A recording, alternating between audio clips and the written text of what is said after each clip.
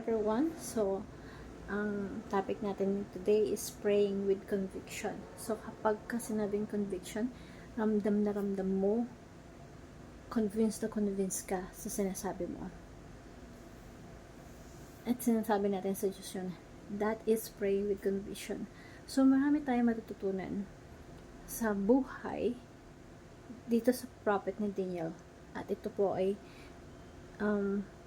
si Prophet Daniel, isa siyang politiko noong unang panahon at siya ay nagsilbi sa mga pinakamatataas na hari.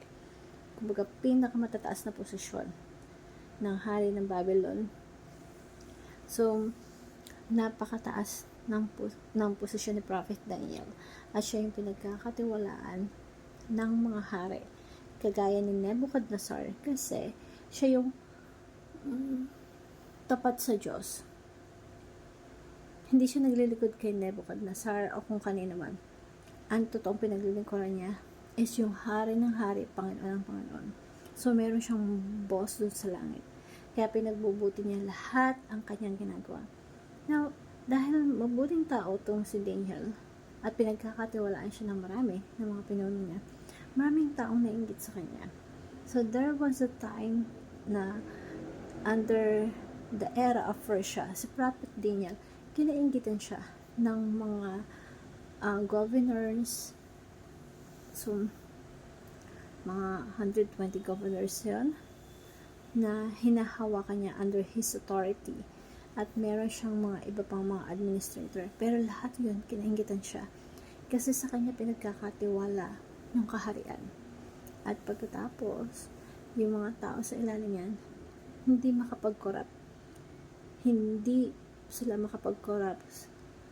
Ang hirap mag-corrupt sa isang matino na pinuno. At because of that, yung mga tao sa ilalim niya, nagtulong-tulong, nagharap sila ng kaparaanan upang mapabagsak si Prophet Daniel. At itong mga tao na ito, nakita nila si Prophet Daniel na tapat, laging nananalangin sa Diyos, and consistent yung prayer life niya. At ito yung ginamit nilang trap, frame up kay Prophet Daniel para mapabagsak siya. At kinausap nila yung hari.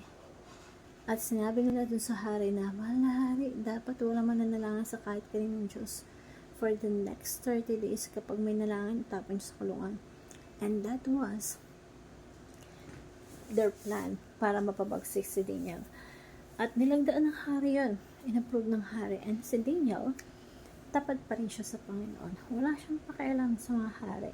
Basta tapat siya sa naglilingkod sa ating Panginoon Diyos. At dito sa Daniel chapter 6 verse 10, sinabi dito, right at the moment na merong nilagdaan yung hari about dun sa mananalangin sa kahit kaninong Diyos. At that point in time, at sinabi to ni Daniel, now, when Daniel learned that the decree had been published, he went home and he opened the windows 3 times a day. Mas nag-praise pa siya, nag-pray pa siya kay Daniel. Binuksan niya pa yung pinto. Nakikita na pa ng mga tao. Ganun ka yung conviction niya. Kahit nalaman niya na naglakda yung hari, kung saan nakaharap yung bintana sa Jerusalem, yun yung binuksan niya. Nakaharap sa Mecca. Nakaharap sa Jerusalem. But during this time, si Prophet Daniel, pinili niya pa rin na mas mag-pray kahit na may mga ganong batas. Lumuhod siya, nanalangin at nagpasalamat sa Diyos ng 3 beses sa isang araw. Alam mo yun, hindi niya binago yung kaugalian niya. Kahit na piniframe up siya, kahit na against all the people around him, kahit na ikapapahamak niya. So, the teaching for today is conviction is a strong belief that God's answer prayer. Yung conviction po, pag sinabing conviction, ito yung matinding paniniwala na kahit salungat sa maraming tao, gagawin mo pa rin kasi conviction mo to. And pag conviction ka, naniniwala ka, may conviction ka, yun ang mangyayari. Yun yung pinaniniwalaan mo. So, second teaching is conviction motivates a person's by pray consistently. So, tumatatag yung conviction natin sa buhay pag continuous tayo nagdadasal, continuous tayo nagpapray.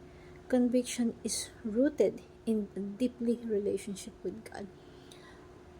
Ang nagpapatatag ng conviction natin is kung paano tayo malalim na magkakaroon ng relasyon sa ating Panginoon. And the application is pray with a strong sense of God's presence.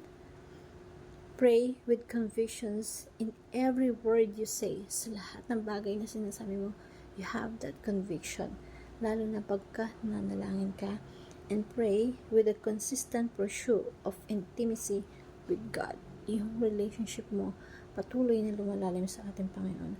So, bakit napaka-importante na we should pray with conviction instead of merely uttering words lang? Alamin mo yan sa sarili mo kung bakit. And hope this simple verse you learn something. Thank you everyone and God bless.